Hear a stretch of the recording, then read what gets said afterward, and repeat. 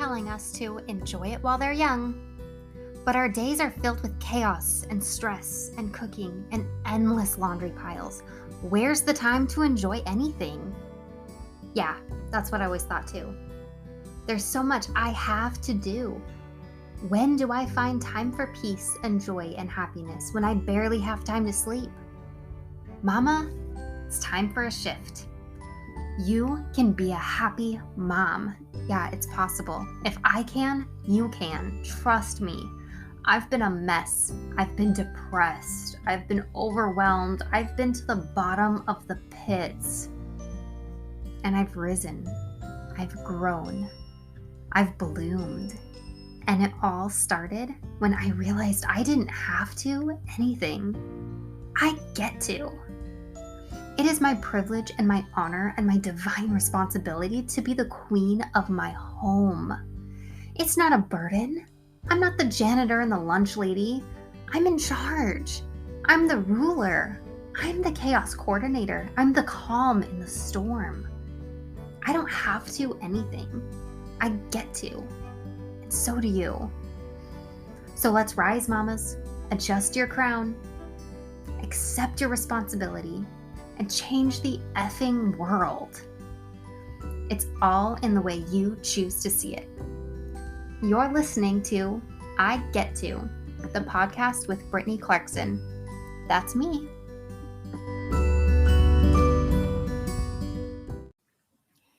Hey, my friend.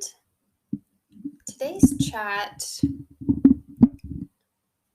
I wanted to bring up something that I have noticed in this couple year span of mental and spiritual growth I've been on, and helping others to kind of see their light and their potential. And as I've been sort of starting to come into my own potential as well. See, for the longest time, I was super complacent. I was just fine where I was. I mean, I wasn't fine. I was not okay. But I wasn't really willing to move forward. I enjoyed the sentiment of keep moving forward, keep on going. But it was like being on a treadmill. I was just like treading. I was right there.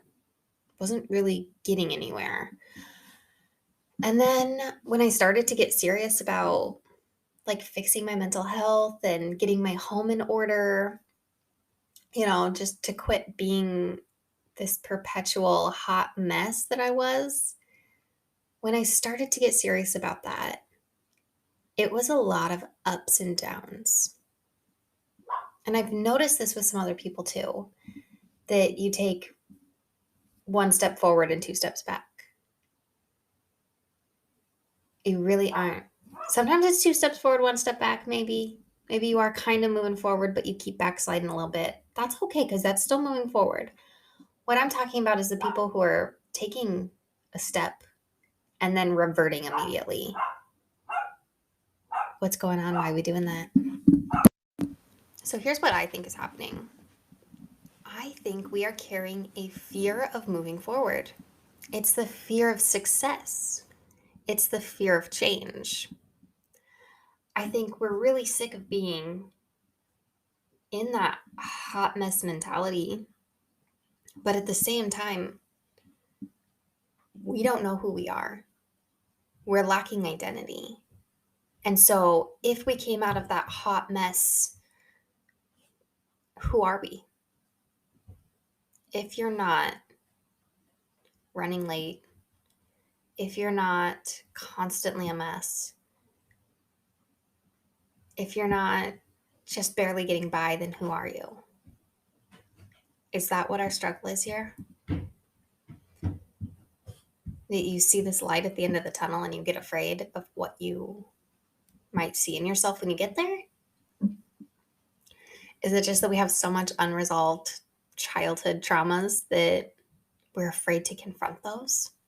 We know that if we weren't totally preoccupied with chasing around the kids all day, picking up after them, that if we had a moment to sit and relax for ourselves, that maybe we're just afraid of what we'll find.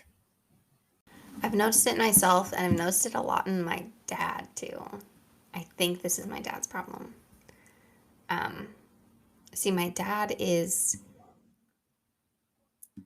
never getting anything done. He, spent 20 years trying to remodel the house we're in and did not finish anything. He starts a lot of projects and he does not complete them. And like his shop and property are always like, they're just such a cluttered mess with all of his bright ideas. And I take after him in that in so much.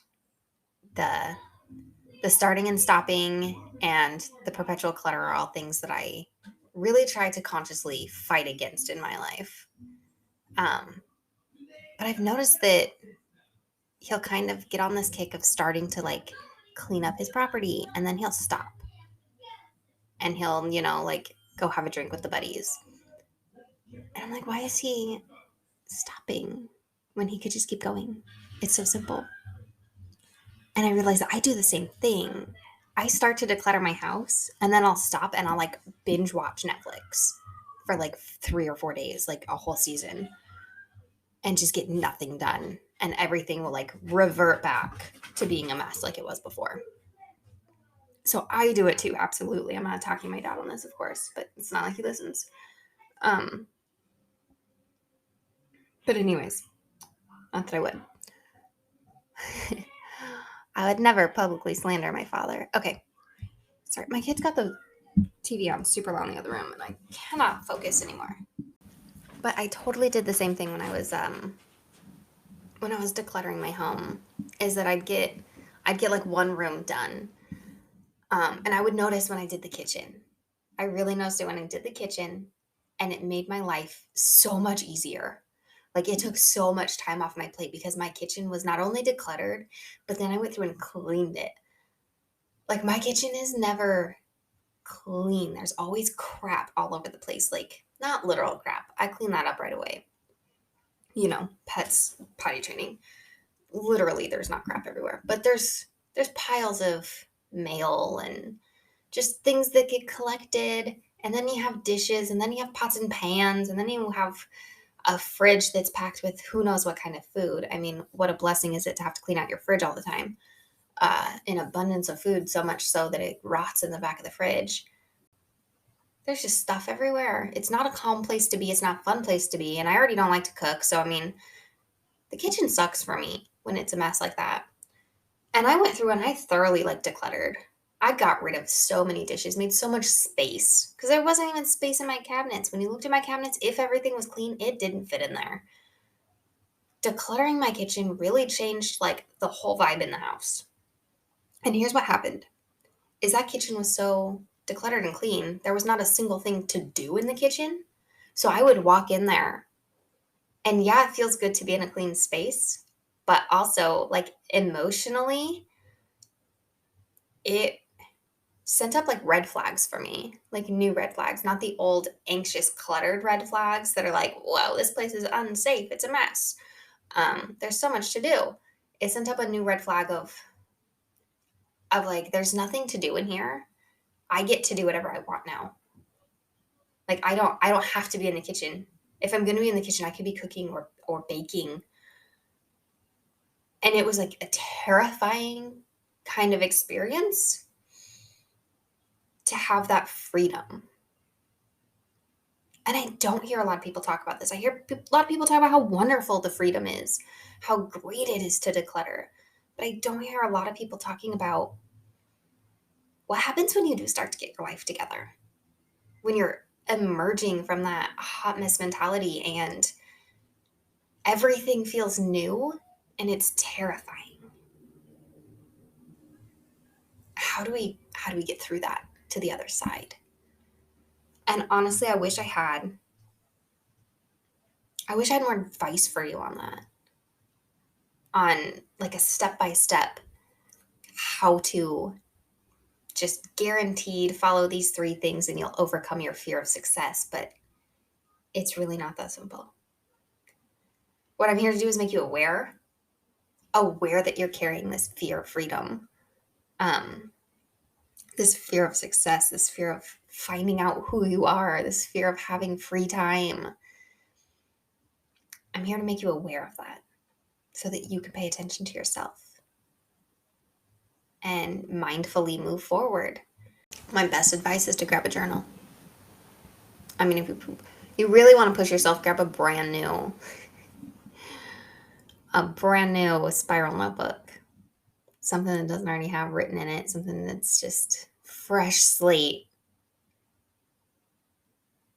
Confront those fears. Why? Why can't you sit with yourself? Sit with yourself now.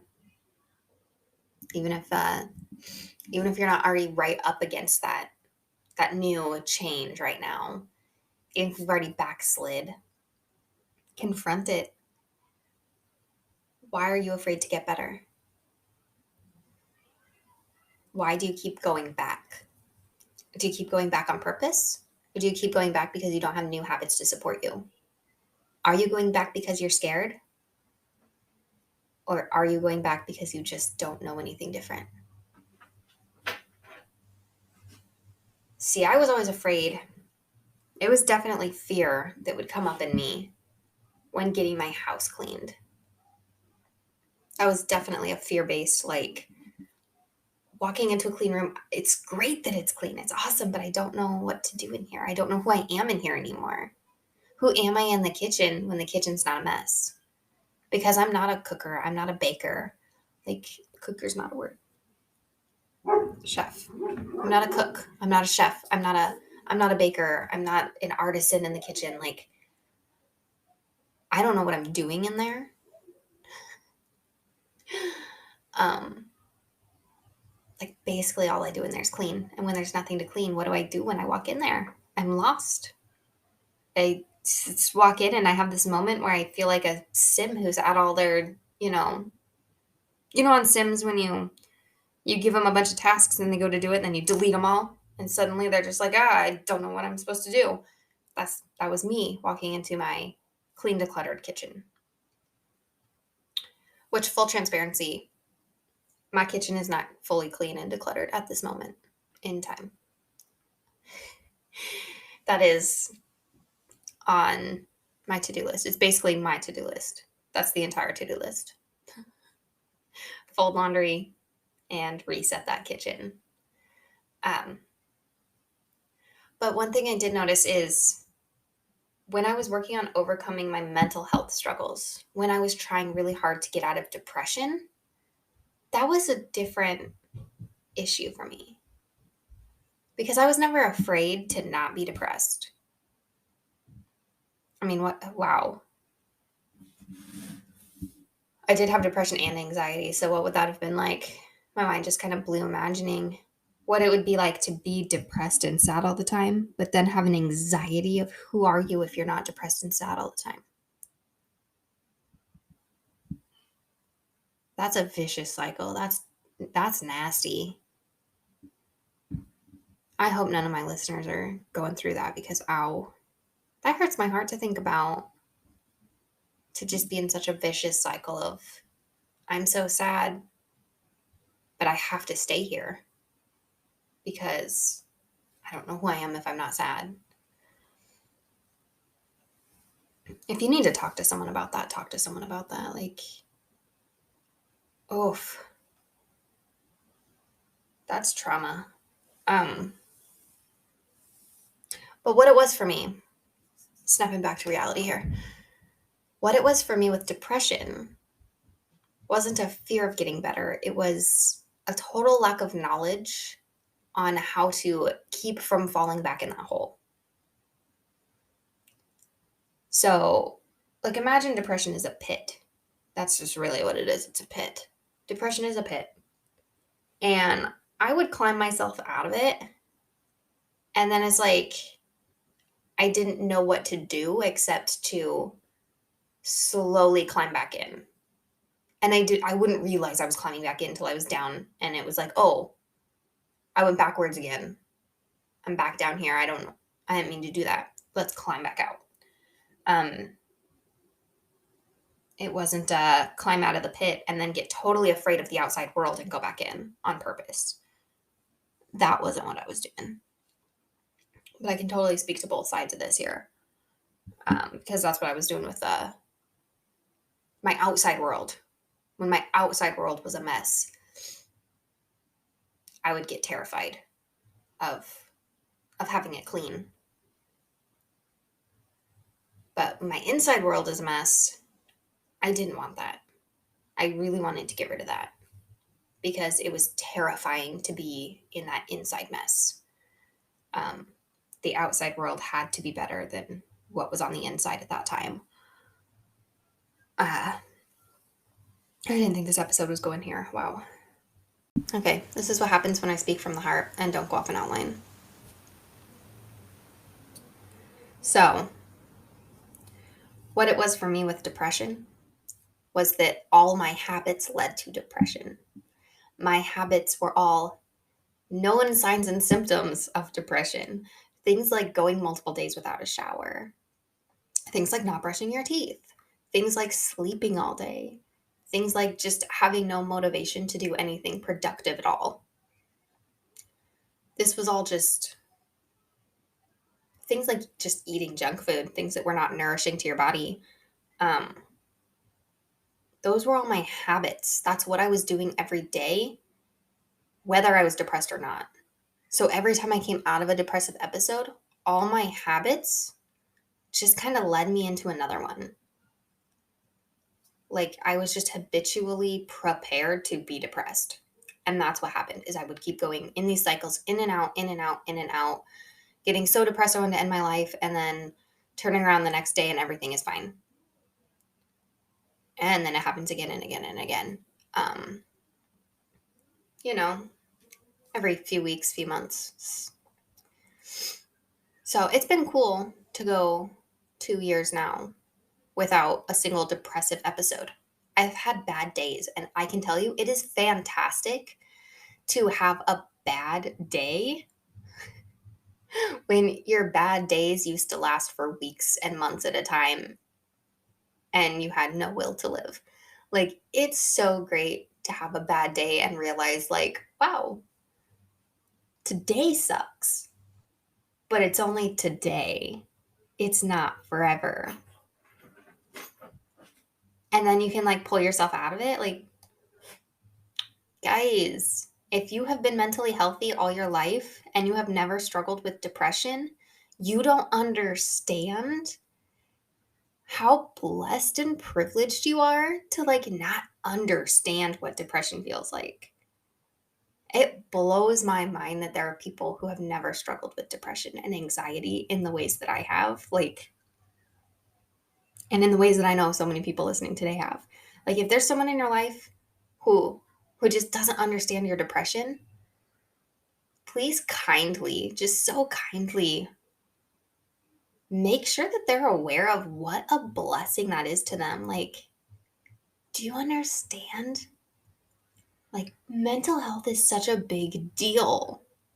People die because they're not mentally healthy. Like,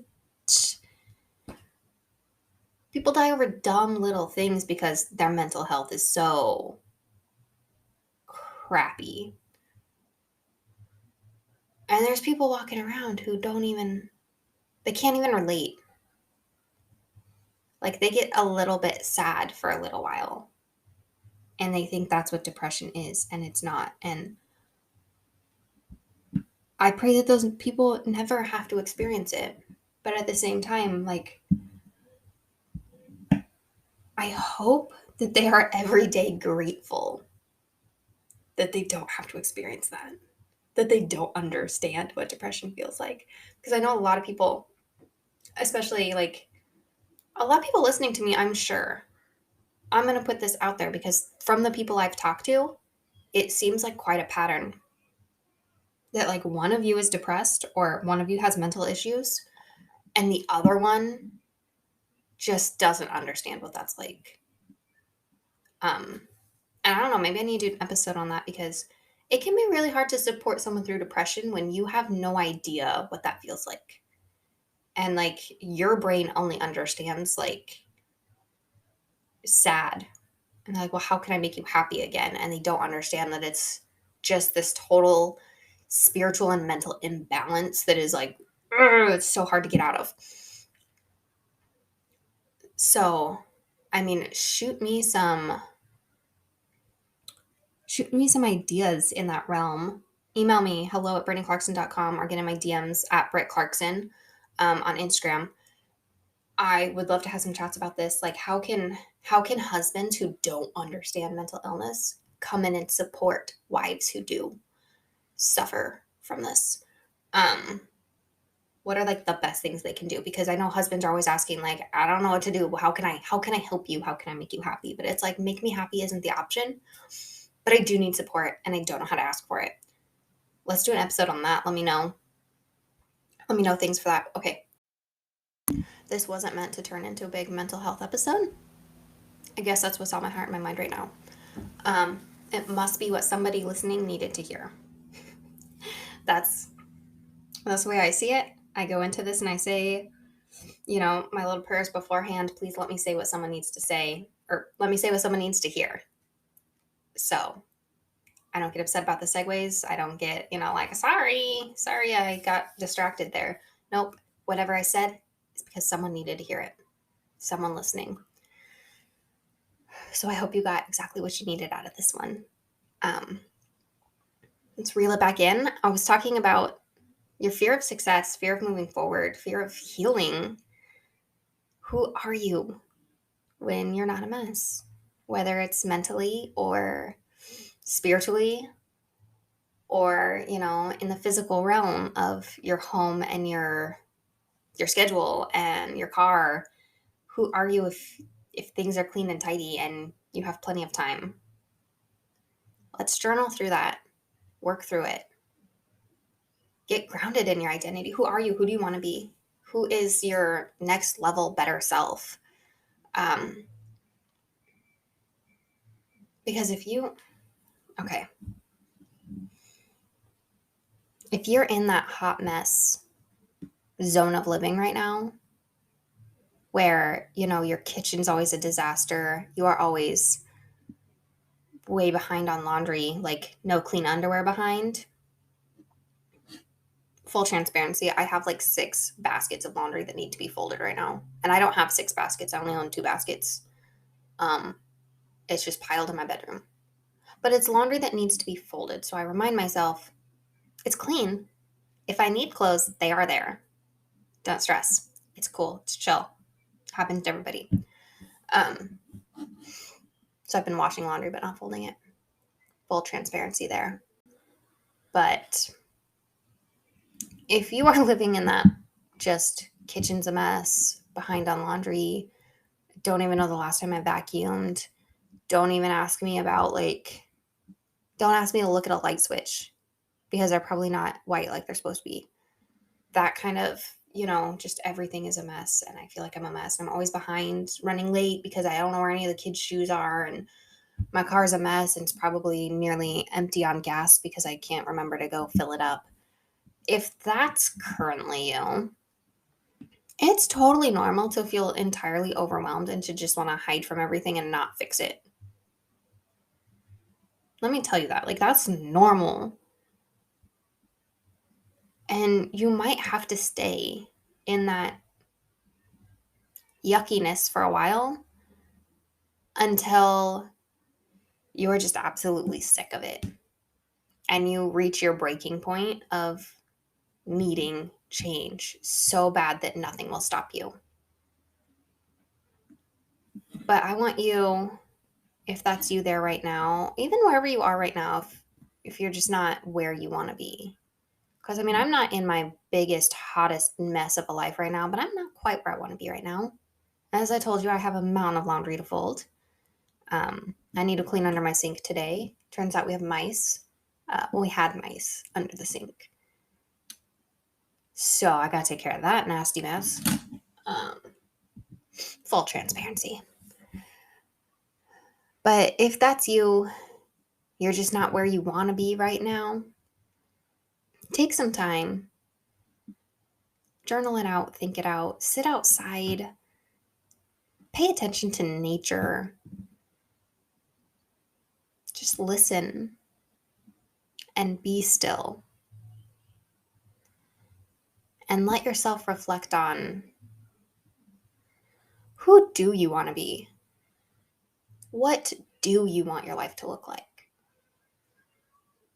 Because if you're a hot mess right now and all you're thinking is, I don't want to be a hot mess, you're not really giving yourself any other options. You're just saying you don't want to be where you are. It's like, cool, okay, if you're in your car and you're leaving a parking lot and you just don't want to be here anymore, it's not super helpful when you get to the first intersection and do you go left or right or straight? Like, you need to make a decision before you're under the pressure. Because otherwise, you're just going to reverse out of that intersection so you don't get hit, and you're going to be right back where you started. So you got to decide where it is you want to go. What do you want your life to look like? Who do you want to be? Now, who you want to be isn't out there in the world. You're not going to find who you want to be on Instagram. You're not going to find who you want to be by looking at other people. Comparison kills creativity. Don't go comparing who you are to other people and saying, I want to be like her, because she's already her. You're not meant to be her. You're meant to be you. You've got to turn inward to find this. Seek wisdom. Look to God to discover who you are. Because you're on the inside of you. You're in there. Your best you is inside there. You already are your best self possible. You just have a lot of habits and a lot of thoughts and a lot of beliefs on the outside that you got to shake off. It's like you're a Tootsie Roll Tootsie Pop. And that gooey, chocolatey center is who you're meant to be. And it's in there. It's just underneath all this hard stuff. So you can lick and lick and lick your way all the way there, or you can just 1, 2, 3, and crunch. Get there. Discover who you are. You're right there. Don't be afraid to change. Don't be afraid to discover who you are. Don't be afraid to be your full, authentic self, because that's who you were made to be. You were not made to be someone else. You were made to be you, and you are the only person in the world who can do it. You have a job to do as yourself. Show up as you. Be unafraid. Be unshakable. Move forward fearlessly.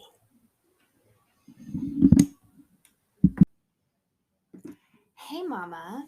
If you're feeling lost in a mess of motherhood and chaos, let me tell you about this thing that happened to me. I was having a major depressive episode when the most hectic and stressful day came at me. I was feeling so broken and defeated. I felt so unworthy of these beautiful children who depended on me. I couldn't even depend on myself. I was sad. I was miserable. I wanted out of this life.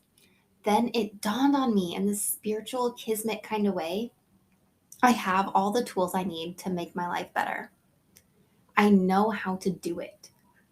I know how to not be depressed. I know how to not be stressed. Yet here I am, not doing the things I know I need to do. Mama, I know you've got the answers you need to.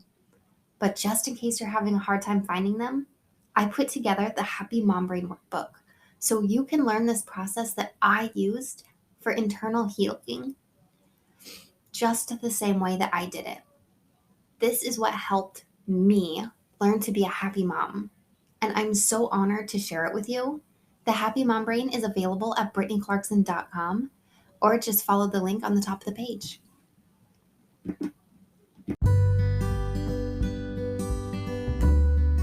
Thank you so much for joining me for this episode of I Get To.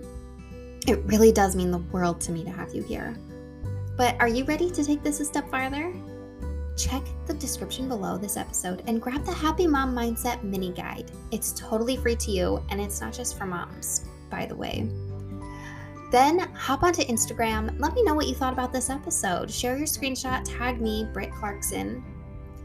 And if any part of this has resonated with you, I so appreciate if you'd leave me a review and a rating on Apple Podcasts. It really is just the only way podcasts get seen. And then share this on social, text it to your bestie. You're part of a movement now. We're here to change the minds of moms everywhere. It doesn't have to be just this hard, hot mess thing anymore. We get to enjoy our lives, guys. Let's go.